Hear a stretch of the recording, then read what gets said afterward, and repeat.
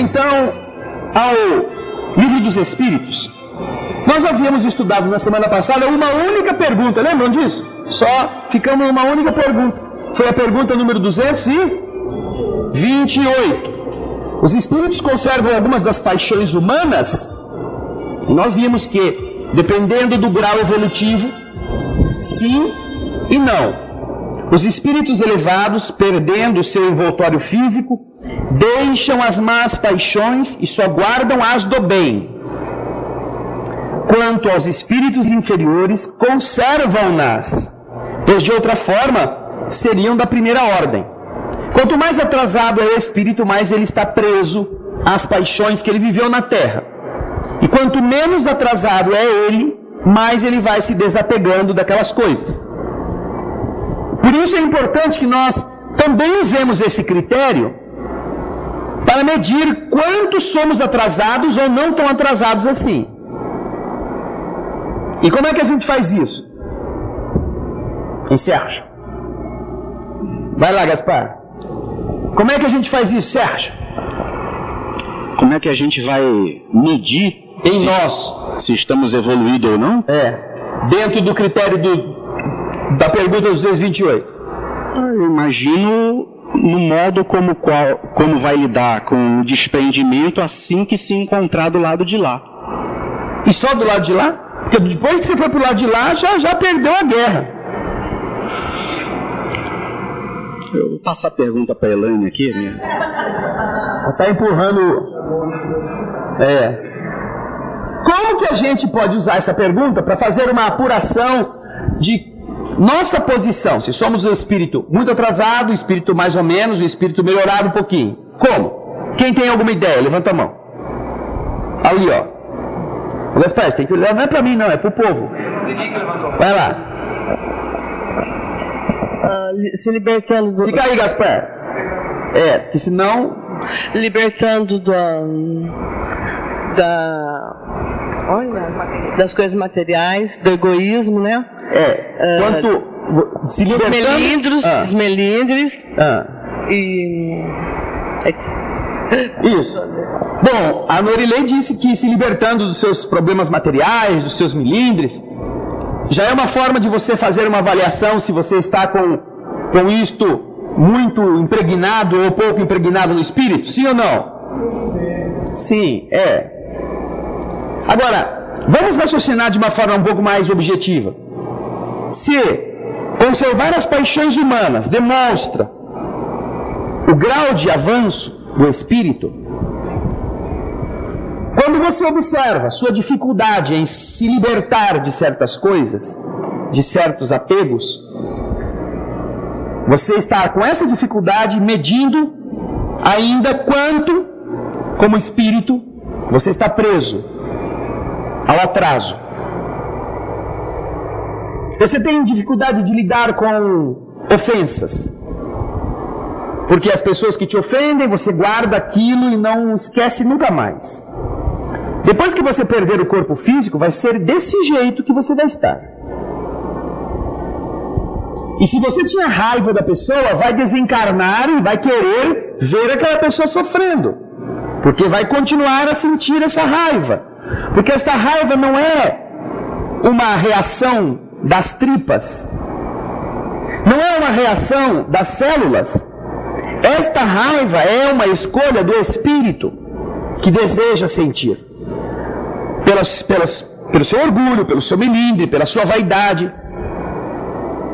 Aí perde o corpo, do lado de lá só sobra isto, que é esta inclinação negativa. Só que enquanto você está aqui, você sente raiva e você está ótimo, ninguém diz que você está com raiva, porque o corpo é sólido, o corpo não muda com a mudança do nosso ânimo, mas do jeito que você vai para o lado de lá, onde não há matéria densa, a sua aparência refletirá nitidamente as paixões que você carrega. Você tem dificuldade de parar de roer unha? Se para parar de roer unha você não consegue força nem vontade para interromper isto, imagina para o resto. Você tem dificuldade de abrir o guarda-roupa, tirar uma camisa, tirar uma peça de roupa e dar para uma pessoa? Porque você é apaixonada por aquilo? Aquilo faz parte quase da sua pele. É uma pele postiça, que você prefere não compartilhar com ninguém porque ela é sua. Essa paixão do apego material, se você identificar isso em você agora, lute contra isso, enquanto você não vai chegar do lado de lá. Porque chegando do lado de lá, deste jeito, você se enquadra nisso que está aqui. Que os espíritos superiores, elevados, quando perdem o envoltório físico, deixam as más paixões e só guardam as do bem. Porque para eles, antes, já não eram importantes, já não eram essenciais, já não faziam parte do seu caráter. Mas, quanto aos espíritos inferiores, conservam essas paixões, porque de outra forma, seriam da primeira ordem. Eles seriam de outra ordem. Se não fossem os que guardam as paixões, seriam espíritos já melhorados. A inferioridade, portanto, de cada um de nós estará também medida, antes da morte, por aquilo que nos escravize durante a existência carnal. A escravidão a todo tipo de vício, a escravidão a todo tipo de opiniões extremadas, polarizadas, discussões, violências, agressividade. Tudo isto, incorporado ao ser e não desbastado durante a vida física, por uma vigilância, por uma conduta que você consiga conter, que você consiga disciplinar, isso vai possibilitar que o seu espírito seja identificado antes da morte já como um espírito inferior. E ninguém deve ficar surpreso com isso, a não ser alguém que estivesse achando que já estava muito bem. Não é? Ai, meu Deus do céu, agora será que por causa disso então eu sou espírito inferior? Mas eu ajudei outro dia lá, levei umas 3 cestas básicas. Só pelo fato de você estar lembrando da cesta básica que você levou, você já é um espírito inferior. Só por isso. Porque está esperando o troco. Os espíritos bons fazem as coisas sem medir o que fazem. Nós, enquanto somos espíritos inferiores e começamos a deixar as culpas e os erros, nós nos esforçamos para não fazer o mal, porque o mal ainda faz parte do nosso caráter. E nós lutamos para que, não fazendo o mal, a gente seja considerado um espírito melhor. E aí, quando a gente acaba fazendo alguma coisa errada, a gente fala assim: ah, desculpa, eu não quis fazer isso, foi sem querer que eu fiz você sofrer. Então, enquanto a gente é espírito inferior, a gente carrega a herança da selva, a gente começa a aprender que fazer o que a gente gosta muitas vezes é ruim, começamos a tentar fazer o que é melhor, o que segundo as leis e os ensinamentos nos indicam um caminho menos sofrido, e mesmo assim ainda a gente faz a coisa errada, e aí diz: olha, foi sem querer. Quando nós migramos da condição de espírito inferior para a condição de espírito bom, a segunda ordem, quanto mais nós avançamos na evolução, é aí que nós vamos fazer o bem sem querer. Quando somos inferiores, fazemos o mal sem querer, dizemos isso.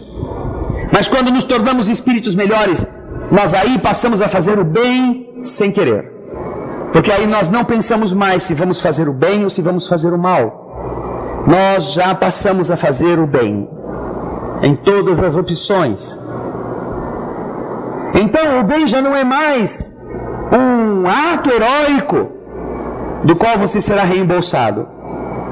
O bem não será mais um investimento que você vai fazer para que você ganhe o paraíso, que Jesus fique contente, ou que algum espírito te elogie, e quando você sair, você saia da terra e tem um tapete vermelho te esperando. Não.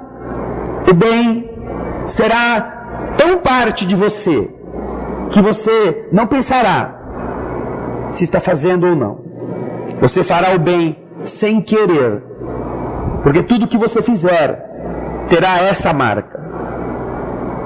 Então, fazer o bem sem querer significa você não estar mais preocupado quanto isso vai te custar, se vai te doer, se alguém vai reconhecer você, vai te elogiar, vai bater palma. Não. E isso significa avanço. Paixões do bem que você, como espírito, vai acumulando. E depois, as outras vão ficando para trás. Então, observe, cada um de nós, observemos. Quanto nos dói desfazermos-nos de certas coisas. Quanto nos dói dar razão a uma pessoa quando estamos discutindo com ela. Quanto nos dói pedir desculpa por um erro que a gente sabe que cometeu, mas a gente nunca gosta de dar o braço a torcer. Porque isso tudo é paixão que nos domina. E se a gente desencarnar hoje, estamos perdidos. Porque justo hoje que eu comecei a pensar nesse negócio, ia começar a mudar amanhã e aí já fui levado. Como é que eu vou agora? Vou ter que esperar uma outra encadernação para começar? Então, a vantagem da doutrina espírita em relação às outras religiões é esta. Ela nos mostra o mapa e nos indica. Este é o melhor caminho. Você pode ir por qualquer caminho, mas este aqui é o caminho mais curto, o caminho mais rápido, mesmo que pareça ser o caminho mais difícil. Vá por ele. Esta foi a pergunta 228. Com ela, nós já temos coisa para fazer em casa, todo dia. Ai, meu Deus, passou um cara e riscou meu carro. Ai, eu vou levar esse cara na polícia. Eu vou lá fazer, vou ver se tem câmera de filmagem que viu quem é que riscou meu carro. Meu Deus do céu, onde se viu? A gente trabalha tanto para comprar um carro. Quando compra o carro, os invejosos vêm e riscam meu carro. Aí não dorme mais. Aí fica pensando no que vai fazer com o carro. Onde vai pôr, onde fica aquele cara que entra no carro, para o carro, desliga o carro, trava o carro. Aí vai, anda meio quarteirão. Será que eu travei o carro? Volta lá para ver se travou o carro. Aí põe cobra sucuri dentro do carro, põe arame farpado em volta, jacaré, tudo que for possível para que proteja o carro dele. Paixão. Paixão. Vai ser obsessor do carro. Assim que desencarnar, o próximo comprador do carro vai ter que andar com o fantasma dentro, para onde for. Não, tá correndo muito. Cuidado que esse carro é meu. Olha lá. Você comprou baratinho, mas eu cuidei bem dele para você ficar com esse carrão aí na sua mão. Tá pensando o quê? Vai devagar que esse carro é meu.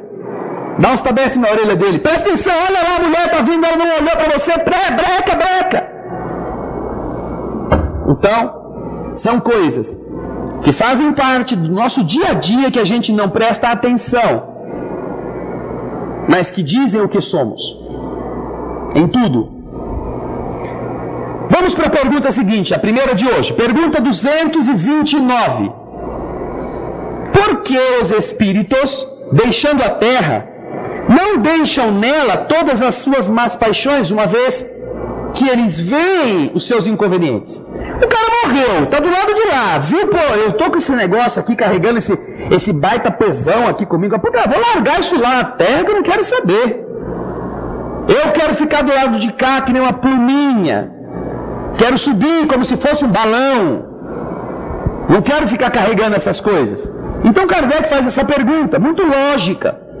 Uma vez que o espírito deixa a Terra e ele começa a perceber quais foram os problemas que ele teve, as paixões que ele cultivou, então, por que eles não deixam na Terra as paixões ruins, já que elas vão ser um tropeço, vão ser um peso para ele? O que vocês acham? Hein? O que vocês acham? Alibenil, o que você acha, Alibenil? Eu acho que nós continuamos sendo lá o que nós somos aqui. Então, se eu sou vaidosa aqui, você é vaidosa lá. Se eu sou apegada nas coisas aqui, e você é apegada lá também. Né? Depende do grau em que está meu espírito. Se eu já aprendi a desprender das coisas, então acho que vai ser melhor um pouquinho. Por exemplo, hoje eu já comprei o DVD do Eurício Barçanufo, que antigamente eu não comprava. Já evoluiu um pouquinho. Pode ser que chegue lá tenha, eu compro de novo, né? Então... Mas você não comprava antes por quê? Porque antes, assim, de eu conhecer a doutrina espírita, eu não tinha, eu comprava outros DVDs, mas não ele. Sim. Hoje eu tenho bastante já, de outros também, e hoje eu tive a bênção de comprar o dele. Então, assim, são coisas que eu vou adquirindo para melhorar o meu espírito para quando eu passar do lado de lá. São coisas que eu vou aprender mais, né? Vou aprender mais, vou melhorar e vou procurar pôr em prática. Porque também não adianta a gente ler um monte de livro, assistir um DVD e ficar só lá, não trazer para a prática, né? O dia a dia. Mas ele está falando dos espíritos que já foram para lá. Então, mas se eu chegar lá, tiver todo esse conhecimento, vai me ajudar. Eu acho. Sei. Ô, Selma, o que você acha, Selma? Eu penso como ela. Eu acho que nós vamos para lá o que ainda somos aqui. Se conseguirmos melhorar, vamos talvez um pouco melhor. Senão, nós vamos levar essas más paixões com a gente. Então, esse negócio de você falar, o fulano morreu, agora ele vai ser nosso protetor, porque ele vai ser uma pessoa angelical. Isso daí é um equívoco de quem pensa assim? Eu acredito que sim, a não ser que essa pessoa que tenha desencarnado já tenha sido um espírito muito melhor do que eu, para ele ser meu protetor. Porque do contrário, acho que pode ser que ele vai ser o meu obsessor, não o meu protetor. Sim. Dependendo de como ele Porque é muito comum as pessoas imaginarem que bastou morrer e virou santo, não é? Não é mesmo? Não é comum achar essas coisas desse jeito? Com certeza, todos falam isso, né? A pessoa fica boa depois que desencarna, né? Isso. E eu acho que não é assim, não. Ela vai ser lá o que ela foi aqui, né? Somos assim. Quem mais quer dar alguma opinião a respeito disso? Aqui, Gaspar. Fala, Romeu. Porque eu acho que o que muda é a densidade da matéria. Como essa situação da pergunta não está ligada à densidade da matéria, então não há modificação a ser feita. Isso. O que há de modificação é um corpo que antes existia organizado e que deixou de existir. Aquele que é o administrador do corpo, você é um bom motorista. O seu carro você sempre conduziu direito. E chegou um momento que o carro pifou. Você desce, entrega o carro na oficina, entrega o carro no ferro velho e continua sendo um bom motorista. Você é um mau motorista, o seu carro pifou porque você fez tudo que não devia, ainda um pouco mais e o carro morreu. Você entrega o carro na oficina, entrega o carro no ferro velho e continua um mau motorista. Se te der outro carro, você vai estragar ele de novo. Por quê? Porque o que muda é a matéria. E o que não muda é o motorista. Então, vamos ver a resposta da pergunta 229. Não é o fato da desencarnação que santifica ou demoniza o espírito. Porque os espíritos deixando a terra, não deixam nela todas as suas más paixões, uma vez que eles veem os seus inconvenientes? Resposta. Tens nesse mundo pessoas que são excessivamente invejosas. Acreditas que mal o deixem, perdem os seus defeitos? Depois de sua partida da terra, sobretudo para aqueles que têm paixões bem acentuadas, resta uma espécie de atmosfera que os envolve e conserva todas as suas coisas más. Porque o espírito não está inteiramente desprendido. Só por momentos vê a verdade, como para lhe mostrar o bom caminho. Nós caminharemos para onde for carregando a atmosfera. Bonita essa palavra, atmosfera. O que significa? O que significa atmosfera?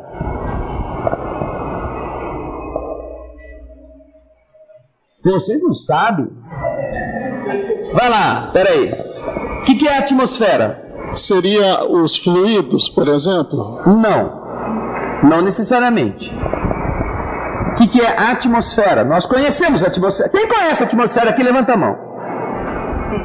Fala lá para Ana Paula que os caras aqui estão tudo mortos sem respirar. Vai lá, Ana Paula, fala o que é a atmosfera aí. O que é? Fala aí. É um envoltório. No caso, a atmosfera terrestre é um envoltório gasoso que envolve o planeta, né, da isso. Terra. Aí é aquilo que é uma capa que cobre. Isso. Não é? Aí tem a atmosfera pessoal, né? No caso que ele está se referindo aqui, ele fala que o espírito tem a sua atmosfera. Isso. Certo? Agora, põe para mim na palavra, essa primeira aqui que forma a palavra atmosfera. Primeiro, isso. Põe. Não, Ana Paula, não é aqui. Volta no. Isso. Sobe o dicionário ao lado, Ana Paula. Sobe o dicionário. Sobe, sabe onde está azul na atmosfera? Sobe para a 10ª anterior. Aqui mesmo, nessa página. Só tem o Atmi. Isso. Põe esse aí. Vai no de cima.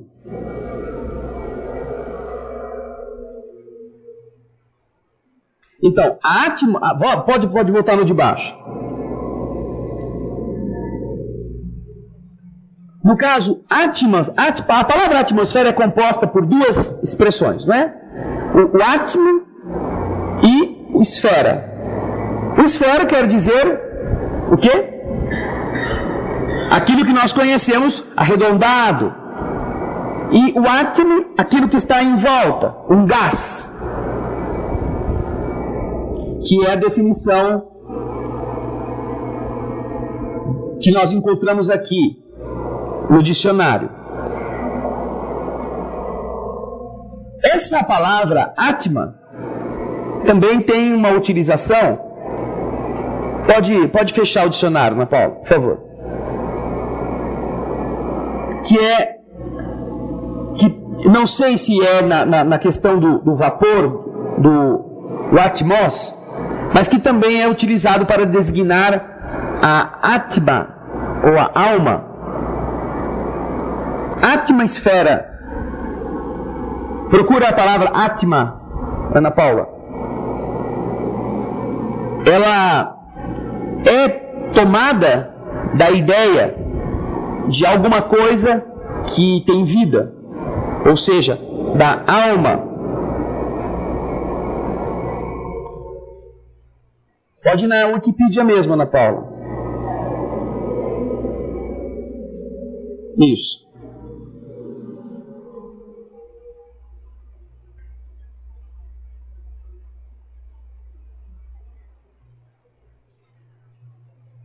Essa Atma, ela vem também do hindu, que é o Atman, que quer dizer o eu superior.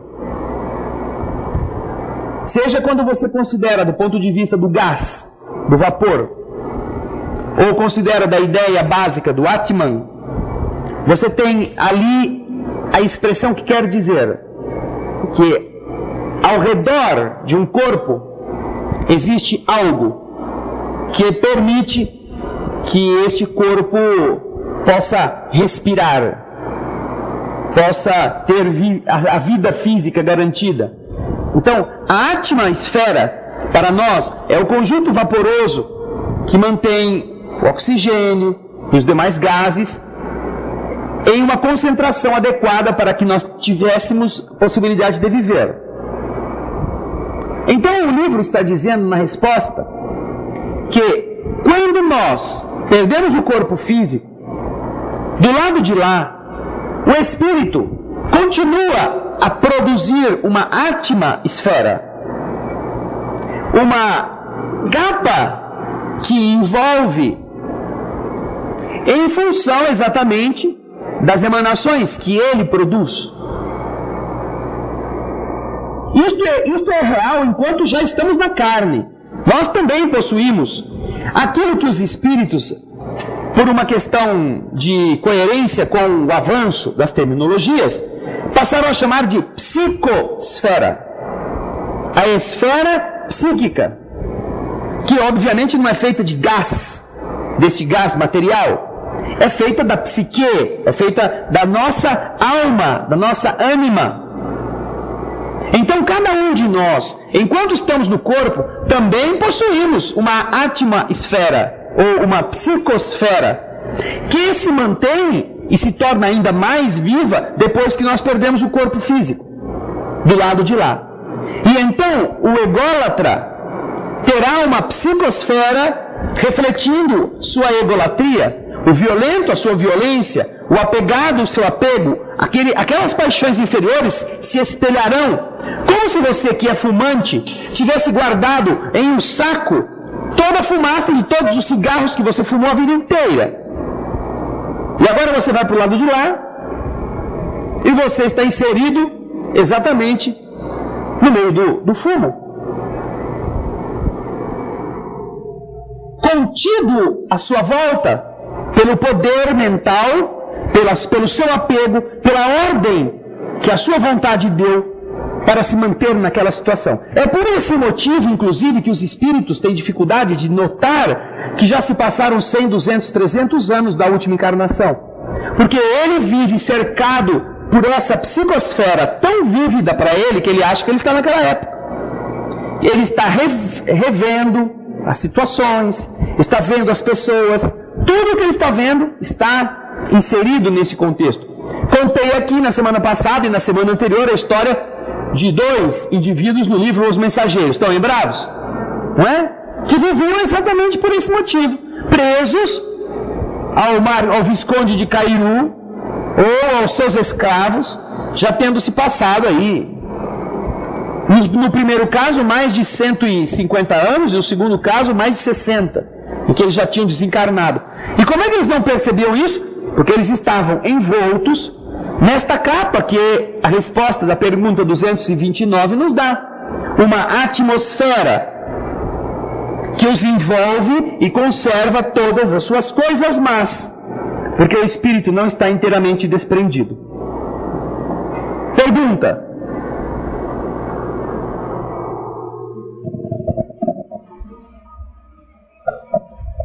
encarnado pode se chamar de áurea, que a gente sempre vê as pessoas falarem? Bom, a primeira correção que eu gostaria de fazer é que a áurea é uma outra pessoa.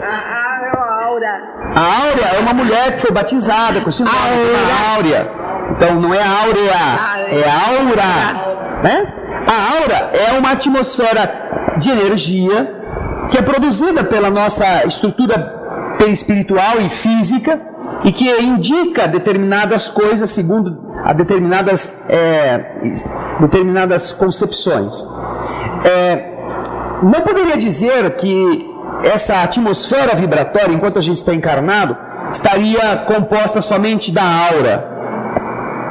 Por quê?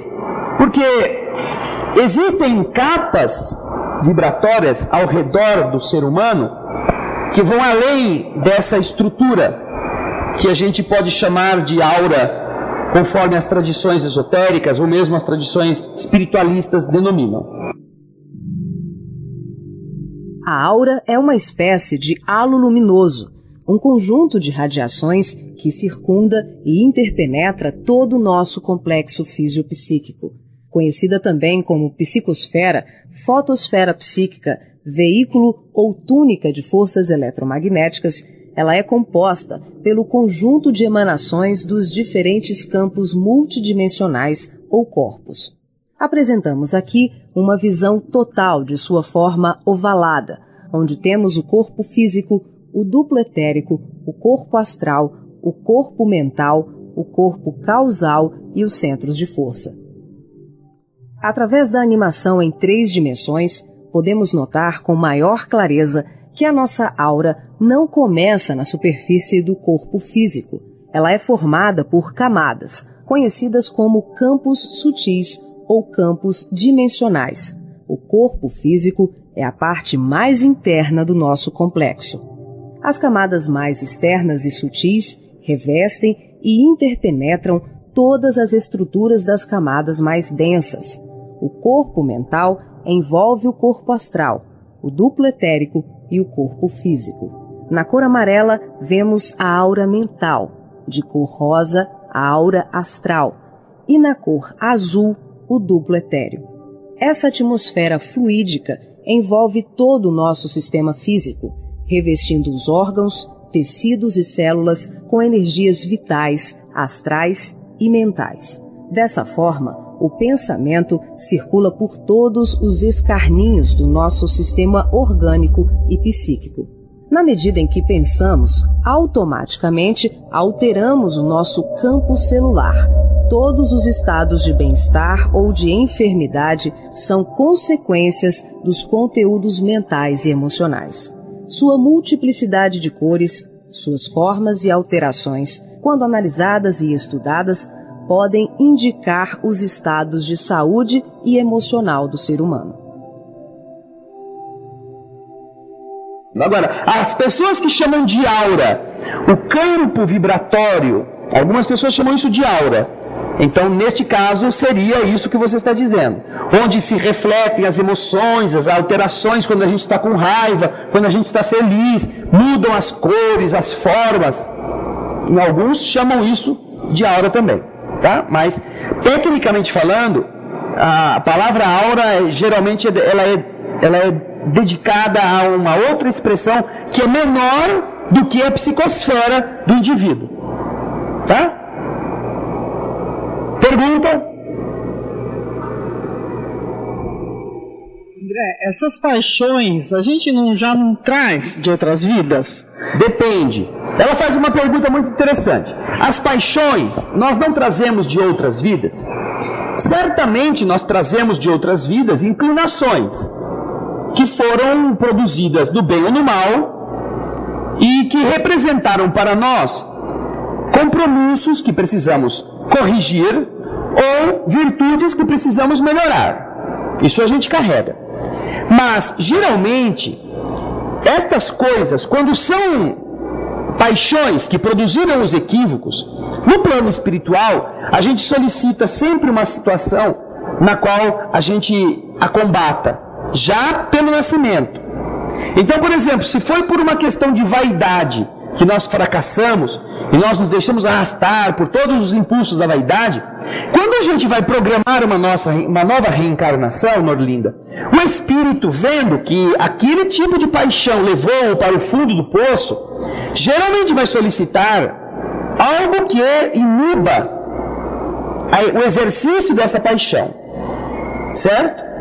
Então, ele continuará, quando renascer, vai querer continuar se achando bonito, só que ele não vai ser feio, vai ter um monte de limitações, vai ter dificuldades financeiras para não poder se enriquecer, pode pedir para nascer de um país onde os conceitos estéticos sejam totalmente diferentes daqueles onde ele estava. Então ele vai ter que ser modelado por outro padrão. Agora, o problema não é tanto que a gente já viveu no passado, porque estas paixões a gente às vezes consegue controlar pelo projeto reencarnatório que a gente fez. O problema é a gente ainda continuar gostando ou querendo fazer certas coisas e inventando para nós determinados problemas, por sermos pessoas que não queremos melhorar mesmo. Então, essa oportunidade na vida, por exemplo, vamos supor, uma pessoa que passou por uma situação difícil, vai renascer em uma outra situação, materialmente mais fácil. Esta situação materialmente mais fácil poderá fazê-lo desenvolver paixões que ele antes não tinha. Fraquezas que ele nunca teve, por ter acesso à facilidade. Então, não é necessariamente uma herança que nós trazemos, mesmo que a gente traga, porque muitas vezes a gente já está combatendo com o tipo de vida que escolheu. O problema é a gente, na Terra, desejar aproveitar todas as facilidades e, por causa disso, desenvolver outros tipos de deficiências que até então a gente não tinha provado. É a gente viver em busca do chamado prazer. Geralmente as paixões, elas estão muito ligadas à satisfação do prazer, em todas as áreas. O que é prazeroso geralmente faz as pessoas se apaixonarem.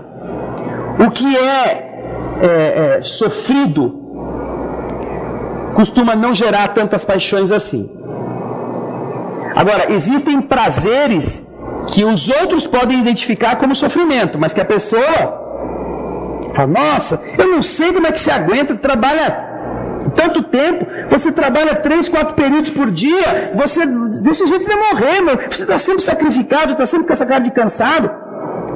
Ninguém pode imaginar que alguém que tem esse tipo de vida vai sentir prazer em fazer isso, mas ele pode ser que esteja sentindo prazer de ser o melhor, de fazer o mais, de conseguir mais dinheiro, de ficar mais importante, de almejar chegar a tal nível naquela estrutura hierárquica em que ele está. Então ele está fazendo aquilo por um prazer, que para a interpretação dos outros pode parecer uma coisa pesada demais, mas para ele não é.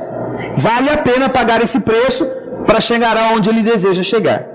Então, dentro de cada pessoa, mais do que de fora, é que cada um pode avaliar se aquilo está na faixa do apego, do prazer, da paixão descontrolada, do que qualquer um possa chegar e dizer, você parece uma pessoa tão equilibrada, porque às vezes a pessoa não é nada daquilo que ela parece.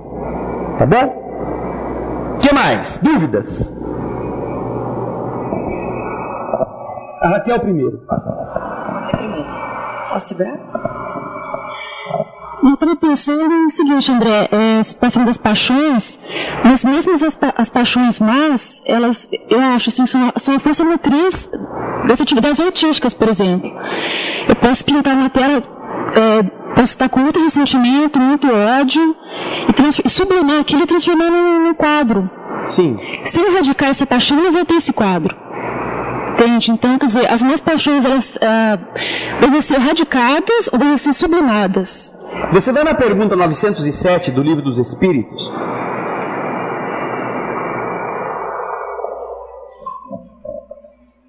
E você vai encontrar na perfeição moral as paixões.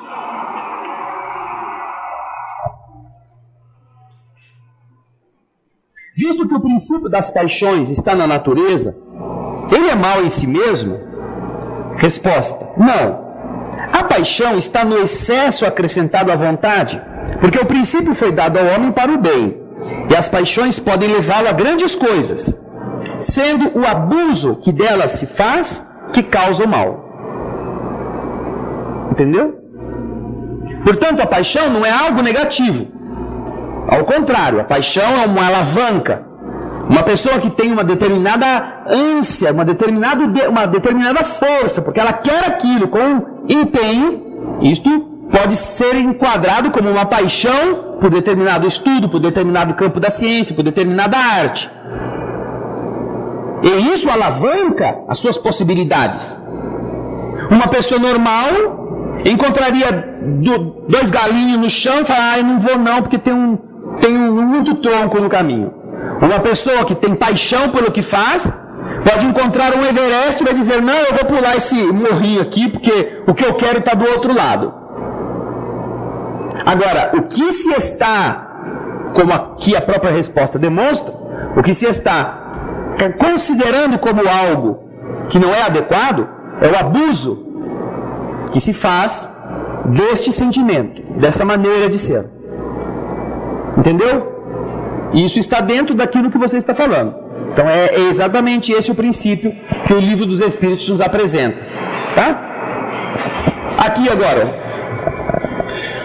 A psicosfera, ela pode ser medida ou sentida por um outro ser encarnado e também por um desencarnado, ela é possível de ser sentida? Ele está perguntando se a psicosfera de todos nós pode ser medida ou sentida por um encarnado ou por espíritos. Bom, pelos espíritos é facilmente identificável em função de eles serem mais avançados do que os atrasados. Os mais avançados se identificam com facilidade, os mais atrasados sentem-se pela atração, pela afinidade, e muitas vezes não conseguem ver a psicosfera dos espíritos mais elevados.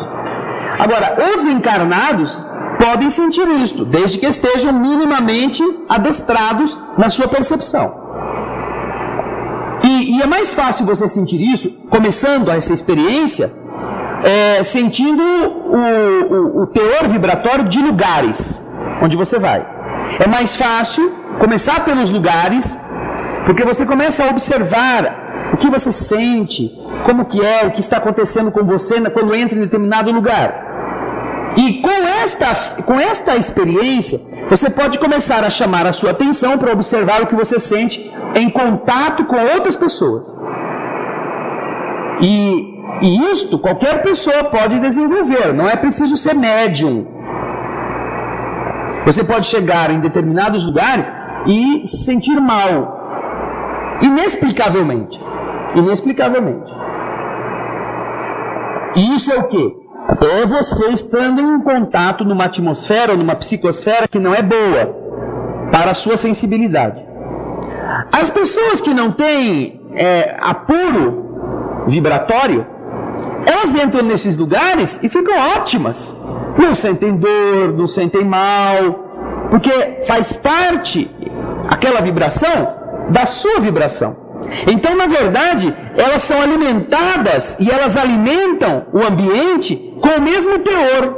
Então, elas gostam de ir àquilo, elas vivem procurando aquele ambiente, elas se sentem bem. Mas, se uma pessoa mais sensível, que tem um outro padrão de psicosfera, entra ali, aí começa a passar mal, começa a ficar doente, começa a cair pressão. Tem pessoas mais sensíveis que desmaiam. Eu sempre digo aqui para vocês, não tenho nada contra, não tenho nenhuma oposição a nenhum lugar. Mas, eu, por exemplo, não posso ir em shopping e ficar andando mais de 1 hora dentro de um ambiente desses sem passar mal. Eu só posso ficar num shopping por mais de 1 hora se eu for numa livraria, sentar e começar a ler.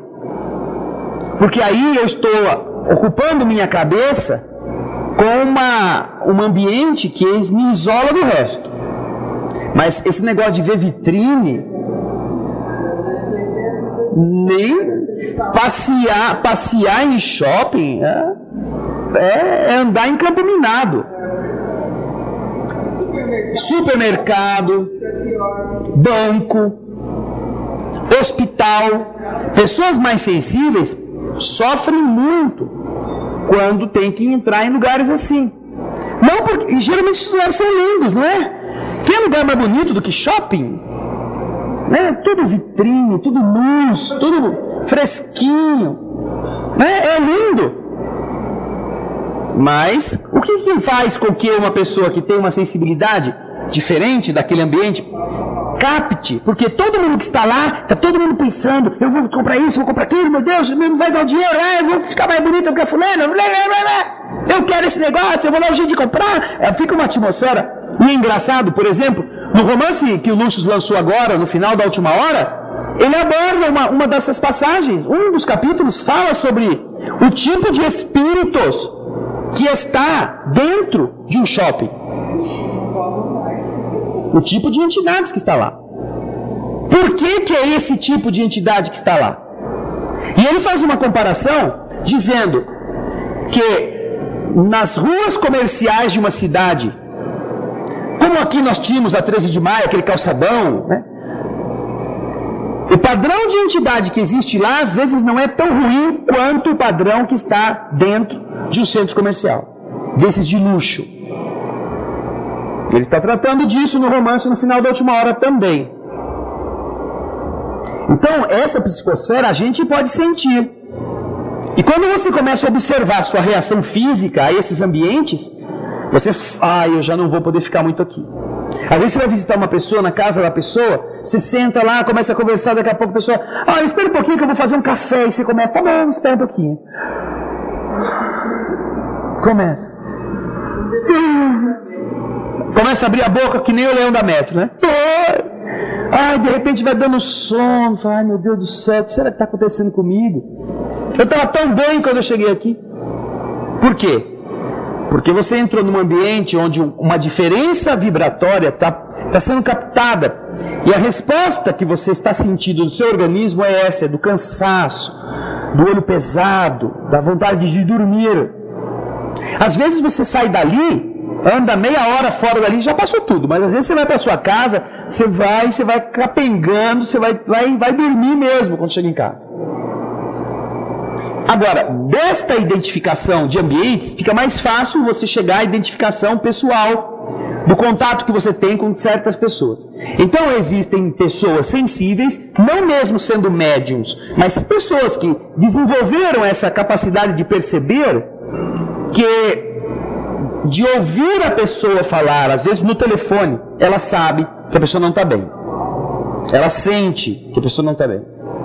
De ver a pessoa no mesmo ambiente, ela capta, porque ao fazer a conexão visual com a pessoa, a sua sensibilidade entra em sintonia com o campo vibratório daquela pessoa. E aí então alguma coisa não bate. Você não precisa chegar pertinho da pessoa. Só de você... acho que hoje aquela fulana não está bem. Porque, né, algumas pessoas inclusive sentem um impacto em uma área do corpo. Geralmente as cargas negativas, para preservar os campos cerebrais e afetivos que são mais preciosos, elas impactam geralmente o estômago ou o baixo ventre da pessoa sensível. Então a pessoa começa a ter enjoo, começa a ter queimação, começa a ter problema de intestino, tem que ir no banheiro, começa a soltar a urina, vai toda hora urinar, porque ela está, nesta área aqui, está sendo canalizado todo este peso vibratório daquela pessoa ou daquele ambiente. Entendeu? Aqui, Gaspar. Vamos lá, Rui. André, entendendo que a gente realmente sente até na feição das pessoas, o ânimo delas, né? Se está bom, se está ruim, se está triste, como é que está o astral, né? Agora, como desvencilhar ou tirar essa energia, porque a gente sente esses impactos até mesmo conversando por telefone ou pessoalmente com alguém, ou conversando com alguém que você acaba saindo de lá, você sente até enjoo, né? Como fazer? Como fazer? Uma boa pergunta. Como fazer para você não ter esse problema invadindo a sua identidade, a sua personalidade? É aí que nós encontramos o conselho do Senhor. Orai e vigiai. Você pode perfeitamente estar em contato com todo tipo de ambiente, todo tipo de pessoa, se você mantiver um pensamento nobre antes de entrar, ao sair de casa, se você orar durante o trajeto, ou se você ao levantar-se pedir a Deus que te ajude, que o Espírito Protetor esteja com você e que você esteja com Ele, que você só pense no bem, que se vê uma pessoa com uma vibração ruim, você estará com a sua atmosfera não em sintonia com a dela, você capta que ela não está bem, mas você se preserva, como se você estivesse com um casulo luminoso que não tem como ser escurecido pela escuridão do outro. Em alguns casos, quando as pessoas têm sensibilidade mediúnica, inclusive ela sabe que aquela outra está mal acompanhada e que muito provavelmente uma parcela dessa má companhia pode ser que fique com a gente, porque a gente vai para o centro depois.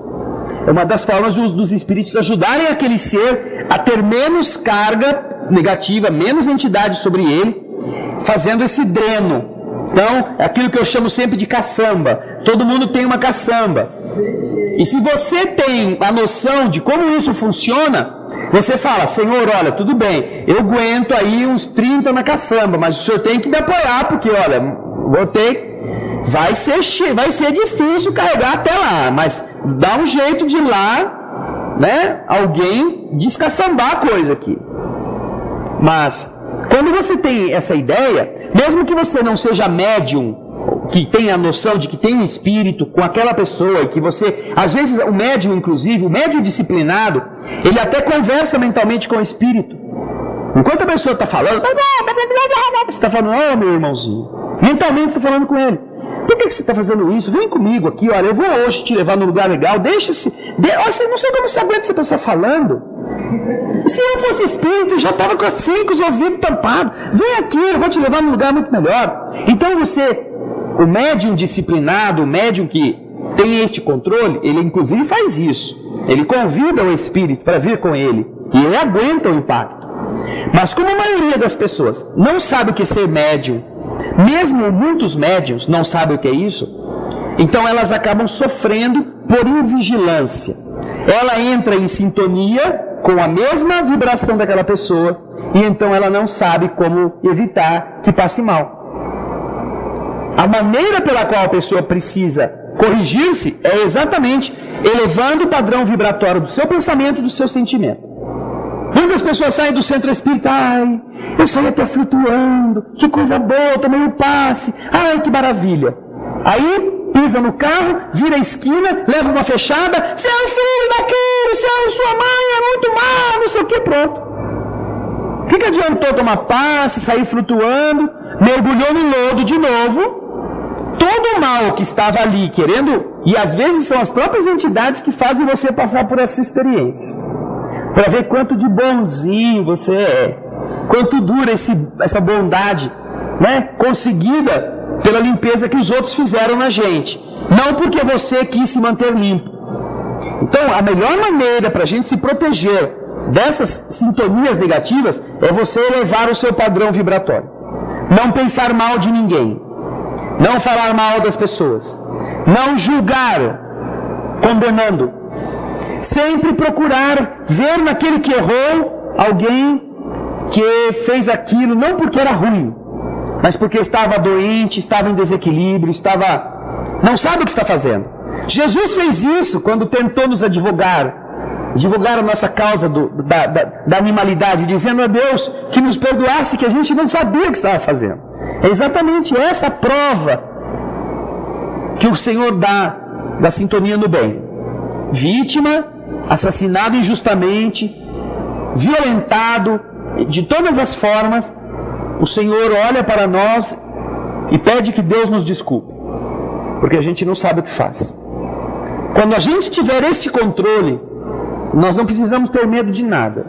Ah, fizeram um trabalho para você lá na esquina, na encruzilhada, amarraram o seu nome na boca do sapo. Poxa, coitadinho do sapo, tomara que ele pelo menos aprenda o ABCD, não é? Que coisa boa. A maioria fala assim, ai meu Deus, o que eu faço agora? O que vai ser de mim? Bem que eu escorreguei ontem, já foi por causa do macumba que fizeram. Ao invés de ele se sintonizar com a coisa boa, ele morde a isca e passa a interpretar que tudo que de ruim aconteceu com ele foi porque já fizeram o trabalho para ele. Aí é fácil das entidades dar trançapé no cara. Aí tudo que de ruim acontecer, ele já se sintonizou com o espírito inferior. Então a melhor forma é mudar a sintonia. Agora, falando particularmente a você, enquanto você não mudar de emprego, você está danado. Que é um dos problemas da maior parte das pessoas. Enquanto nós não mudarmos de ambiente, nós estaremos sempre massacrados. E será sempre complicado você conseguir manter um padrão que você consiga vigiar e consiga definir. É um desafio, e isso é muito bom. Mas existem algumas pessoas que passam por desafios que raramente conseguem superá-los. Não porque a pessoa não seja capaz de vencer, mas porque é muito incompatível com o que você acredita, muito incompatível com o que você tenta viver. Então a melhor coisa, como você não vai mudar o mundo, como você não vai mudar as pessoas, do ponto que você poderia converter as coisas de uma forma aceitável, existem mudanças que nós podemos fazer. Mudanças próximas, mudanças setoriais, mudanças da nossa forma de ser. Mas existem políticas no mundo que você não tem como mudar. É como você ser um gerente de um banco e ao invés de defender o banco, querer defender o pobrezinho que não tem dinheiro. Você está no lugar errado. Não, mas é que eu vou ficar aqui assim eu vou proteger os pobrezinhos. Nessas condições em que o mundo se encontra, em que as estruturas financeiras estão, se você continuar fazendo assim, são eles que vão te mandar embora. Porque eles vão cobrar de você determinadas conquistas, metas, que você não vai apresentar. Então é muito preferível que você defenda os pobrezinhos migrando dali, de um gerente, para uma pessoa que está no mundo tentando fazer algo de bom e ajudando, lutando, pedindo esmola, pedindo dos ricos para dar para os pobres, não roubando, hein? Pedindo. Do que você querer, como gerente, salvar a humanidade dos avarentos. Como funcionário dos avarentos, você querer salvar a humanidade dos avarentos. É impossível isto. Não dá. Porque se você começar a mostrar uma leve inclinação para os outros, para o outro lado, os avarentos matam você. Eles cortam o seu pescoço, eles expulsam você dessa estrutura. É muito complicado. Determinado tipo de tarefa que você escolhe fazer. Ah, mas é que eu tenho que ganhar meu pão de cada dia. Ué, coma menos. Aceite viver com menos, mas com mais. Aceite não ser a fulana, aquela pessoa que é reconhecida e obviamente infeliz. E troque isto por uma vida menos luxuosa, menos abastada, mas em que você tenha a felicidade de viver como você acha que deve, sem se comprometer, sem fazer o que não é correto. Por quê? Muitas pessoas dizem assim: não, eu sabia que era errado, mas se eu não fizesse, meu patrão me mandava embora. Então o que você se tornou? Você se tornou cúmplice do seu patrão no erro. Você estava impedido de fazer aquilo? Não, você podia ter evitado fazer. Então, se o senhor vai fazer isso, antes o senhor me demita, porque eu não vou fazer. Pois então você está demitido, então pode me pagar, me acerta os 40% do 13º, paga tudo, e eu vou embora. Aí o senhor põe um outro, que o senhor manipule, que o senhor torne o seu carrasco, que o senhor torne o seu... Como que era no tempo dos escravos? O seu capataz lá, o feitor. Mas eu não vou fazer isso. Não, você tem que fazer porque você é funcionário. Não vou fazer. Se o senhor não quiser que eu seja seu funcionário, me mande embora. Não vou te mandar embora, você vai fazer. Não vou fazer. Você não teve a sua vontade cortada. O movimento que na Terra vive hoje, baseado no interesse econômico, conta com a perversão particular dos interessados em ganhar o dinheiro de cada mês, para que com isso os corruptores encontrem corruptos que aceitem fazer o que eles querem. É assim que esse sistema cruel se construiu. Não foi para defender a liberdade de ninguém. Foi para obrigar homens livres a serem escravos, porque dependem do fim do mês de um mísero salário. E então elegeram um processo que é mais cruel ainda, porque dizem que é para defender a liberdade de todo mundo, ao qual deram o nome, ou herdando o nome da antiga Grécia, a chamada democracia, o poder do povo, para fazer exatamente que esse povo sofra todo tipo de influência perniciosa daqueles que, entre aspas, ele escolheu para governar os seus destinos. Quando o homem inventou a máquina a vapor e a Revolução Industrial surgiu, qual era a grande propaganda da Revolução Industrial? E agora nós vamos ter produtos para todo mundo, vai ter pleno emprego para todas as pessoas. Agora as fábricas vão multiplicar, todo mundo vai ter onde trabalhar. E qual é a crise do século XXI? Não são nem 200 anos depois da Revolução Industrial ainda. A crise é o desemprego. Em uma sociedade cada vez mais industrializada, em que a egolatria, em que o egoísmo fez com que o homem fosse substituído por máquinas que fazem o que ele faz muito melhor, e ele, que era o objetivo, entre aspas, da produção, foi posto na rua. E agora padece por não ter emprego. E por que é preciso ser assim? Porque num mar de desempregados, você domina os empregados que estão sob seu comando. Porque é fácil substituí-lo.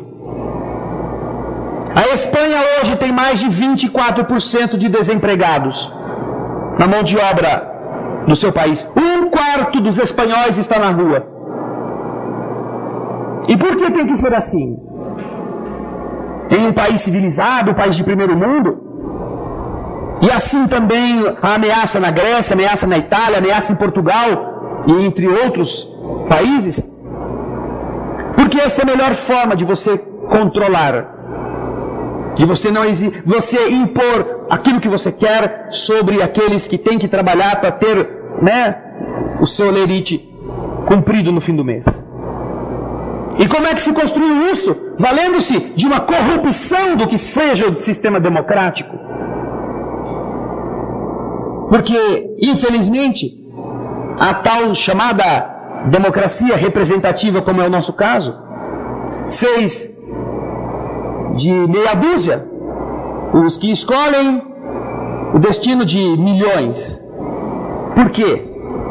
Porque é muito mais fácil corromper meia dúzia e fazer o que se deseja que eles façam contra o interesse de todos os outros, do que ter que corromper os milhões,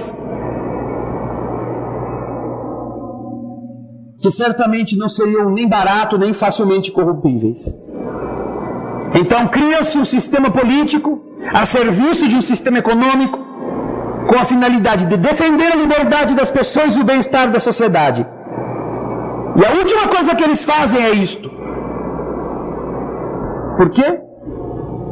Porque não é esse o jogo. Nós é que acreditamos que esse é o jogo. Nós é que queremos um trabalho honesto, que queremos fazer as coisas direito, que queremos o salário que dá para pagar a comida para o seu filho, a escola para a sua criança. Nós achamos que esse é o jogo. Mas não é isto. Os que dominam o sistema que hoje está instalado no mundo não estão preocupados se você vai ter o dinheiro para o seu filho. Não. Não é esse o processo. Então isso é muito triste. E quando você tem que lutar contra coisas deste tamanho, é bom a gente perder aquela ingenuidade da cegonha. Nós não vamos mudar isto. A coisa está tão podre que só uma força espiritual soberana muda os homens.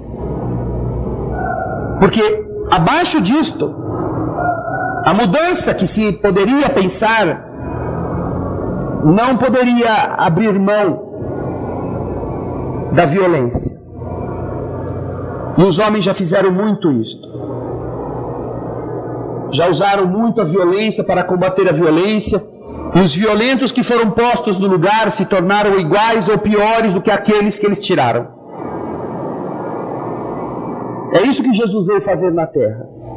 Jesus veio tentar nos acordar para que a gente não fosse mais do jeito que sempre foi. E que você fizesse as suas escolhas por você.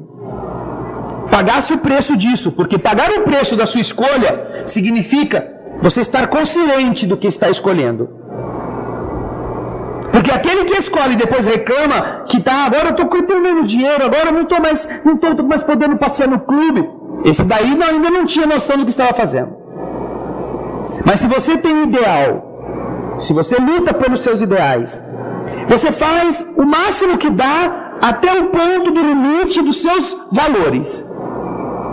Dali para frente, é preferível pular no mar e deixar o navio com os ratos que estão lá dentro.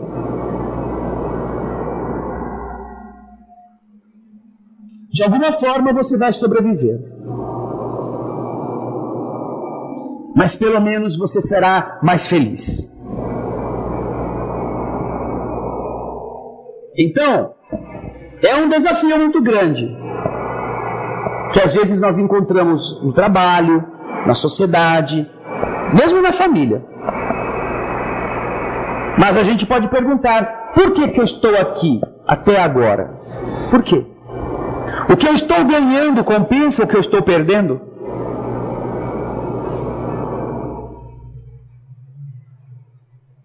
E se por medo, a gente achar que compensa, por medo, você poderá imaginar com certeza que você já foi mais contaminado pelo sistema do que você poderia ajudar o sistema a melhorar. Se você está reagindo por medo,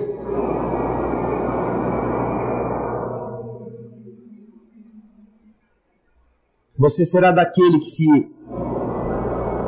você precisar atrair o seu amigo, para ele ser posto na rua e você ficar no emprego, a amizade não é tão importante.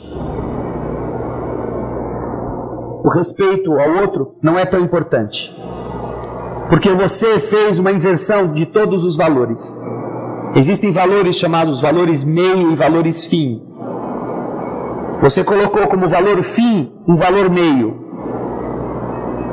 E faz dele o seu objetivo. Isso é filosofia pura. Maquiada com um monte de rótulos, marcas, aparências, para fazer de conta que você é importante, porque veste esta roupa, anda naquele carro. Mas isso é simples filosofia. Quais são os seus valores? E se você luta por valores, por que não está lutando por eles? Todas as pessoas que por N motivos, e alguns motivos são muito graves, como por exemplo, naturalmente, a manutenção da sua família. Todas as pessoas que corrompem-se por causa das pressões que sofrem, elas não conseguem estar em harmonia consigo mesmo. Elas vão estar sempre infelizes e suscetíveis dos ataques. Porque depois que você vai até certo ponto com certa pessoa, é difícil depois você dizer para todo mundo que você não concordava com ela. Depois que você chicoteia o empregado, depois que você arranca o filho da mulher e joga no formigueiro, porque o seu patrão mandou, é difícil alguém acreditar que você, por fim, reconheceu que o patrão era um déspota. Se você fez tudo o que até então ele mandava você fazer. É complicado. Até mesmo para você aceitar isso. Então, Rui, como é que a gente consegue vencer as influências? Procurando manter a consciência limpa, procurando vibrar no bem, procurando não dar atenção ao mal que nos chegue. E, no fundo, procurando um outro lugar. Ou procurando mudar tudo que possa ser mudado, para que você encontre menos obstáculos do que aqueles onde nós estamos. Não estamos com isso querendo dizer que todo mundo tem que se demitir do seu trabalho. Estamos sim querendo dizer que cada um deve avaliar melhor quais são os seus valores e se está defendendo-os no que está fazendo. E até que ponto você vai aguentar não fazer as coisas que você acha que deveria fazer. Isto cada um só cada pessoa pode fazer. Não é uma doutrina espírita que vai dizer para você quando é a hora. Não é o mundo espiritual que vai dizer a você, muda de coisa, vai para outro lugar. Não, é cada um é que vai analisar até que ponto dá para ir. Ok? Então, na próxima semana nós vamos para a pergunta 230. O espírito progride no estado errante? Boa pergunta, hein? Nós vamos agora então para as perguntas que na semana passada não tivemos tempo de responder. Carlos Alexandre, de Montenegro, no Rio Grande do Sul. Ele pergunta: existe algum espírito que não sejam os animais, que reencarnam automaticamente ou diretamente sem passar por planejamento quando desencarna? Bem, Carlos, nós temos a resposta dos espíritos dizendo que a erraticidade pode durar de quanto tempo mesmo? De algumas horas a milhares de séculos. Então, se os espíritos podem renascer em algumas horas, nós poderemos considerar isso quase que um reencarne imediato. Ainda assim, não sabemos dizer a você se isso de não ter planejamento, coisa do tipo, acontece. Porque também é importante lembrar que o processo reencarnatório de um espírito não acontece só quando ele sai do útero da mãe.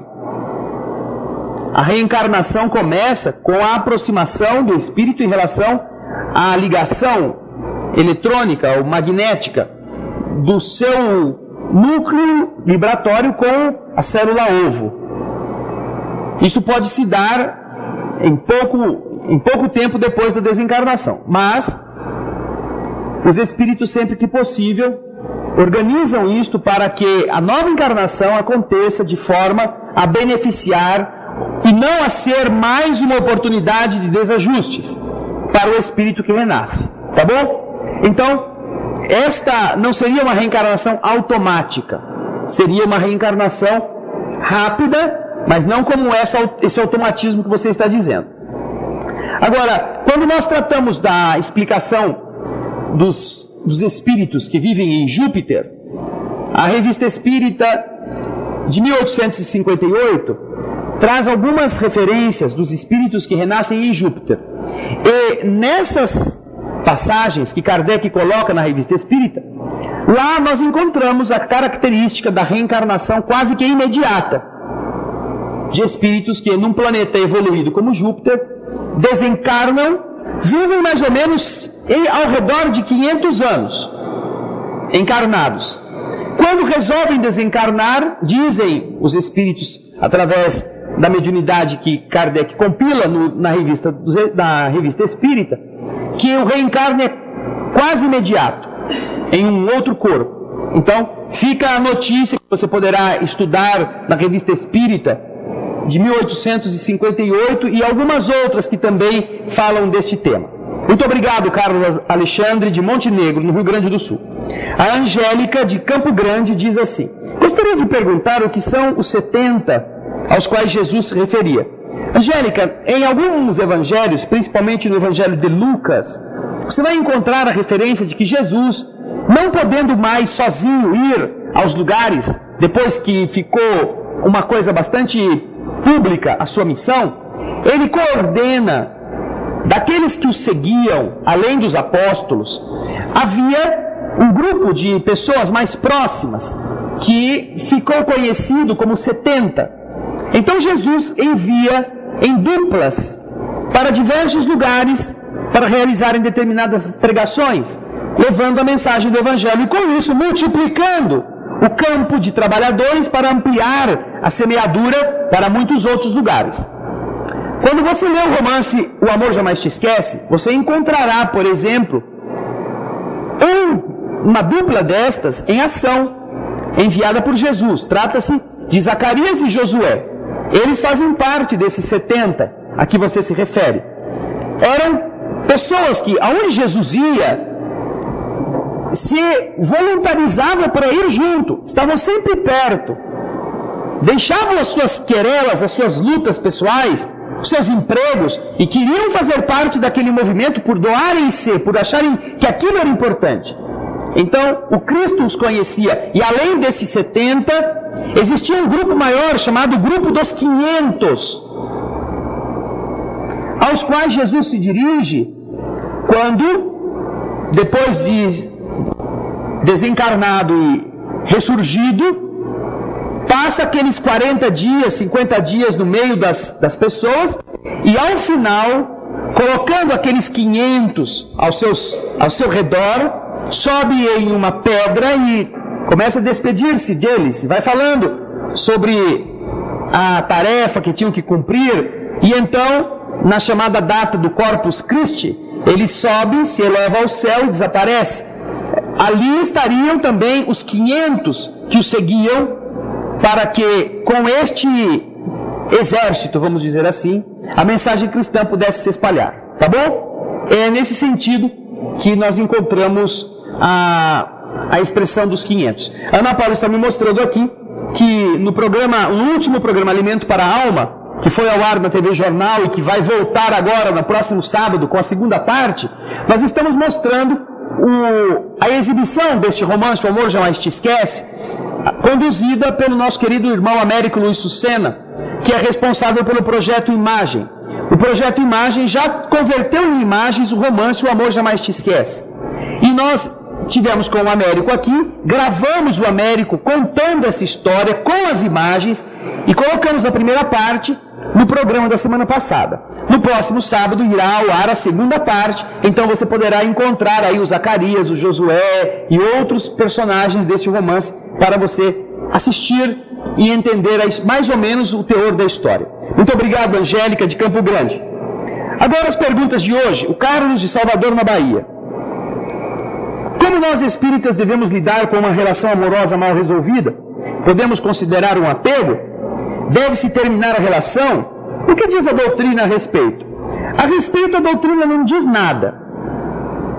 Ela diz a respeito do amor que nós devemos ter todos uns pelos outros, do respeito que devemos ter na fraternidade sincera.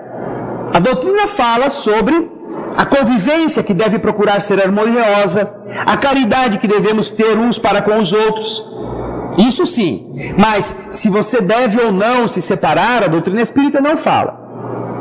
Existe um capítulo do Evangelho, capítulo 24, em que Jesus recomenda que os homens não separem aquilo que Deus uniu. Mas ele faz exatamente por realçar as questões da afetividade sincera, mostrando que muitas vezes as pessoas já estão desunidas mesmo quando se casam. Elas não podem manter-se juntas porque elas nunca estiveram.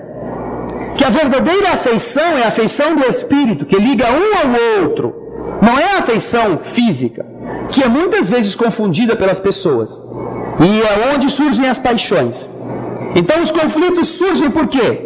Porque uma pessoa mantém um relacionamento sexual efusivo com outra, e isto a prende, isto a faz se sentir o máximo, e de repente aquela outra acaba querendo uma aventura com um terceiro ou uma terceira.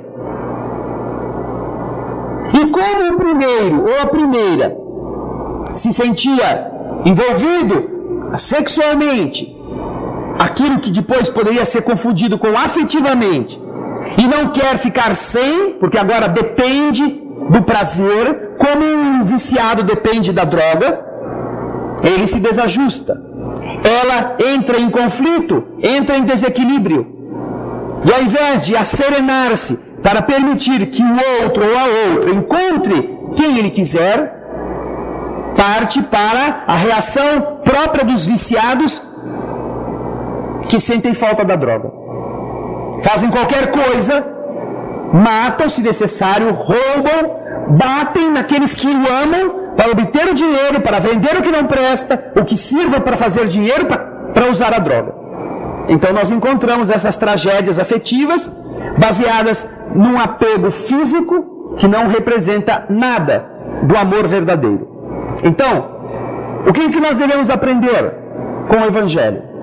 Que não somos donos uns dos outros, que devemos procurar afinidades espirituais muito acima das afinidades físicas, que você será muito mais feliz como espírito tendo uma relação com alguém na qual a intimidade não seja tão esfuziante, mas a afetividade seja sincera, do que se você tiver com alguém toda a volúpia do sexo e não conseguir manter com essa pessoa uma condição de confiança, de amizade, de intimidade de espírito. Porque na primeira situação você releva as pouco, às vezes, encantadoras intimidades, porque aquela pessoa faz com que você também se sinta feliz e ela se sente feliz com você. Mas quando você perde aquela que abastece, aquele que te abastece de sensações primitivas, o bicho, que nós somos ainda muito perto da selva, e que está estimulado pelos apetites primitivos, ele certamente terá dificuldade em trabalhar a possibilidade do outro ou da outra trocá-lo. Ele prefere matar do que deixar o outro ou a outra livre com uma terceira pessoa. Então, é preciso que nós aprendamos que a relação amorosa não é diferente da relação humana. E nela nós temos que nos construir, não temos que destruir o outro. Que aprendamos a ver nossos erros, a ver os defeitos, a ver as necessidades da pessoa que está conosco. Que aprendamos a respeitá-los. Porque isso significa amar. Amar não é ter. Amar não é criar gaiolas fechadas com barras de ouro. Não é cercar a pessoa de todo tipo de favores com os quais você a compra. Não é você, sabendo que o seu companheiro tem uma atração muito grande pela sexualidade, manipulá-lo usando do sexo para obter coisas que você deveria estar conquistando por outros caminhos. O respeito que o Evangelho nos ensina não aplica-se somente à relação afetiva ou sexual, aplica-se às relações humanas. Não é diferente. Então, se a relação foi mal resolvida, isso significa que os dois não tiveram juízo, não tiveram maturidade para terminar algo que resolveram começar. E será uma excelente oportunidade para começar a ser mais maduro, sofrendo mesmo com a perda. Quem sabe seja nesta hora que a pessoa medite nas coisas boas que ela teve e que não soube valorizar. Geralmente nós precisamos perder para perceber o que nós jogamos fora, para que assim nós não façamos de novo. Agora, mesmo que a outra parte nos tenha trocado, que não queira saber mais da gente, nós temos que respeitar isso nela. E se formos espíritos a caminho da melhoria, nós estaremos vibrando para que essa pessoa seja feliz com quem ela escolher. Sinceramente. Muito obrigado, Carlos. Um abraço para você. A Rosi do Rio de Janeiro pergunta: como fica o espírito vendo que seus parentes evitam até pronunciar o seu nome com medo de serem atormentados por ele? Imagina. Depende do espírito. Viu, Rosi? Depende do espírito. Se é um espírito mau, atrasado, ele vai ficar muito feliz, porque ele já está fazendo o que ele quer. Já está todo mundo com medo de falar o nome dele. Porque é isso mesmo. Eu vou atormentar esse povo porque eles vão sofrer na minha mão. Só de falar meu nome eles já estão com medo de mim. Ah, imagina a hora que eles começarem a perceber que eu arranquei o lençol da cama, que eu puxei o pé deles, que eu soprei no ouvido. Imagina. Aí é que eles morrem. E esses bandidos estão pensando que são meus parentes e não vão sofrer? Vão sofrer. Então, se um espírito é inferior, ele vai gostar de ver que está todo mundo com medo dele.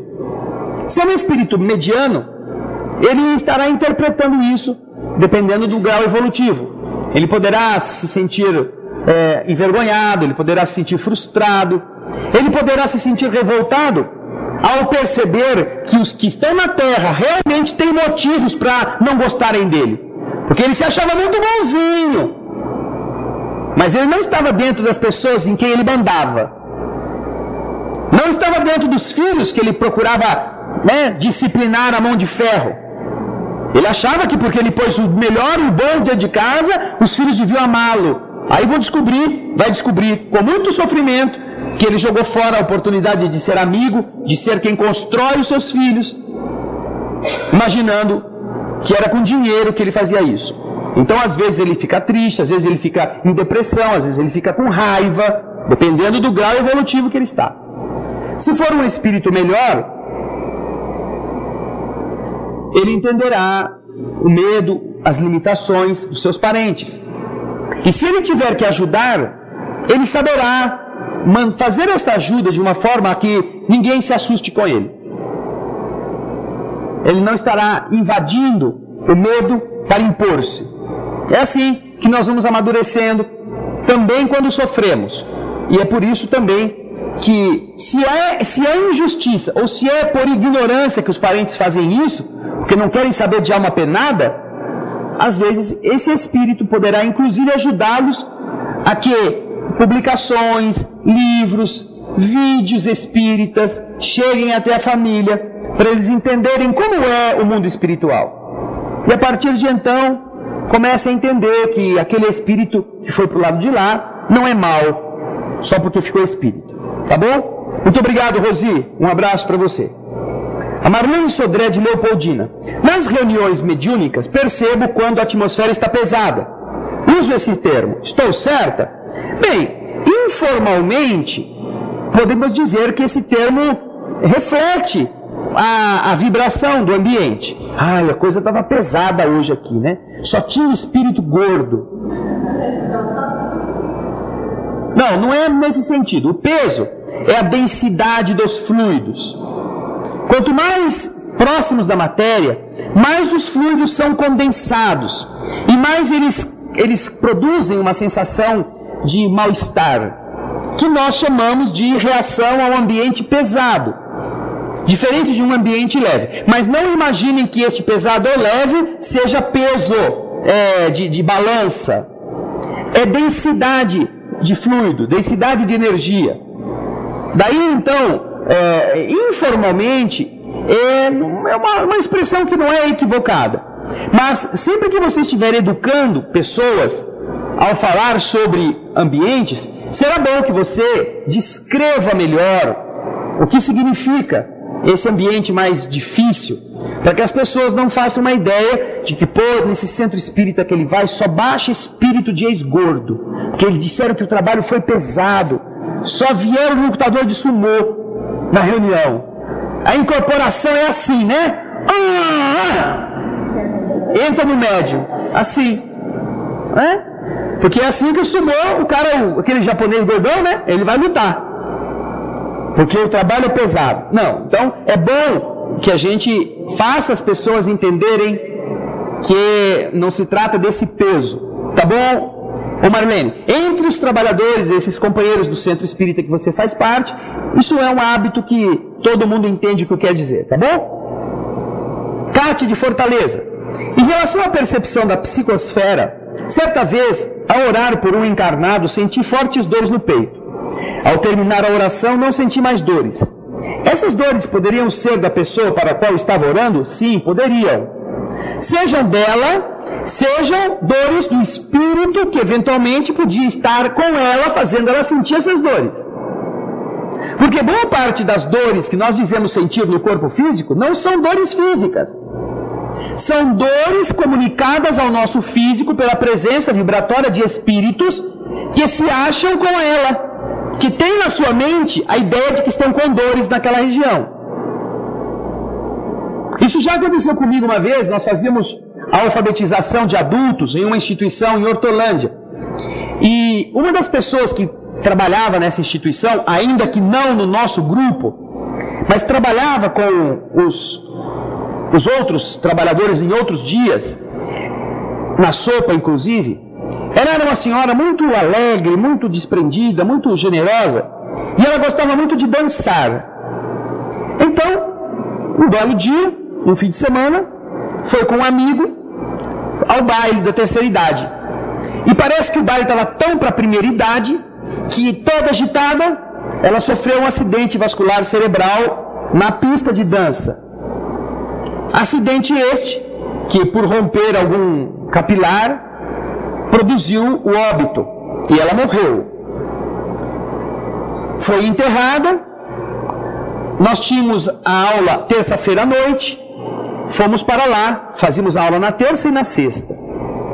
Quando chegamos, antes de começarmos a aula, nós reuníamos os alunos, os adultos que iam alfabetizar, e fazíamos uma prece com eles. E eu não me lembrava de nada disso que tinha acontecido. Aí, entre sentarem-se todos e eu preparar o que eu ia falar antes da prece, eu tive uma dor de cabeça que eu nunca tive na minha vida, nem antes, nem depois daquele dia. Mas uma dor lancinante, assim como se alguém tivesse enterrado uma agulha, daquelas 40, né? Aquelas de arrancar quase todo o sangue numa chupada só, enfiado assim na minha cabeça. Na hora eu tive que sentar. E eu pedi para uma companheira nossa, tinha uma farmácia logo atrás, procura um remédio rápido contra a dor de cabeça. O tempo de ela procurar a chave para abrir a farmácia, a dor de cabeça passou. E quando a dor de cabeça passou, alguém falou para mim: não se preocupe que isso não é dor sua. Isso é dor dela. Ela quem? Aquela, a nossa irmãzinha que desencarnou, que foi trazida para que, ao contato com um outro corpo de alguém que faz parte do mesmo grupo, com quem ela tinha uma certa afinidade, ela pudesse ser aliviada da ideia da dor que estava na cabeça dela, para depois poder ser ajudada como espírito. Então eu, fisicamente, senti uma dor lancinante, que provavelmente é a dor que ela estava carregando com ela. Então aqui no seu caso, Kátia, pode ter sido que quando você orou pela pessoa, ou você sentiu a dor que fisicamente ela também estava sentindo, ou a sua intercessão vibratória, em contato com alguma entidade que pudesse estar sentindo essa mesma dor, fez com que você a captasse, a fim de que isso fosse dividido com você, essa sensação ruim pudesse ser drenada e com isso se libertasse aquela dupla, não é? De um sofrimento tão intenso, tá bom? Não é muito complicado, não é? É a força da oração nos aproximando das pessoas que precisam de ajuda. Muito obrigado, Kátia, lá de Fortaleza. Um grande abraço para você. Temos ainda 5 minutos.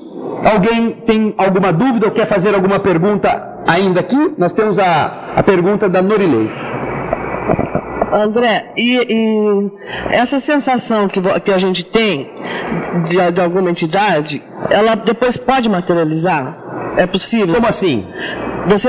A pessoa desencarna, como você falou. Você sentiu, é que você já tem esse auto-preparo. Quem não tem, é possível materializar essa dor? É possível que a entidade, se for produzida por um espírito, permaneça com a pessoa. E como a pessoa não sabe como neutralizar isso, ela começa a achar que a dor é dela. E ela passa a sentir essas dores, e ela passa a tomar remédio, e o remédio não melhora. Por quê? Porque o espírito em sintonia mantém a pessoa abastecida de vibrações dolorosas. E ela não rompe isso. Entendeu? Agora, nós podemos somatizar dores sem presença de espírito. Nosso corpo pode começar a ter doenças e pode ter dores sem que haja nenhum espírito com aquela dor perto de nós. Basta a gente começar a pensar nisso, a criar mentalmente essa psicosfera de doença, de raiva, de agonia, de ansiedade. Essa psicosfera nos abastece, nós respiramos fluidicamente estas emanações e nos abastecemos com isto. E aí as células mal abastecidas começam a funcionar mal e uma coisa estraga a outra. Entende? Quando você ora, você cita um dos recursos mais importantes para a gente poder mudar este padrão. Se você se sintonizou com alguma força ou alguma inteligência por um nível inferior, que você naquele momento se permitiu sentir distraidamente, como é que você resolve isso? Mude o seu nível.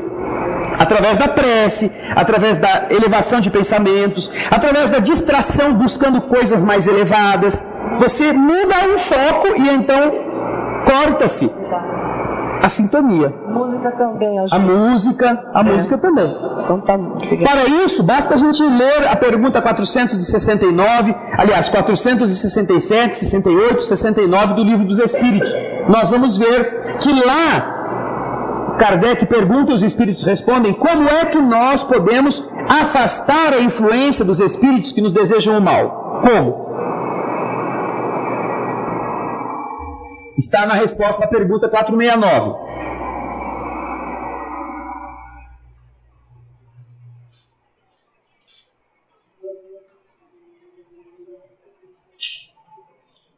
Foram até ela? Fazendo bem e colocando toda a vossa confiança em Deus, repelis a influência dos espíritos inferiores e destruís o império que eles querem tomar sobre vós. Entre outras coisas que depois ele continua dizendo. Ok? Vamos então agora fechar os olhos para fazermos a prece.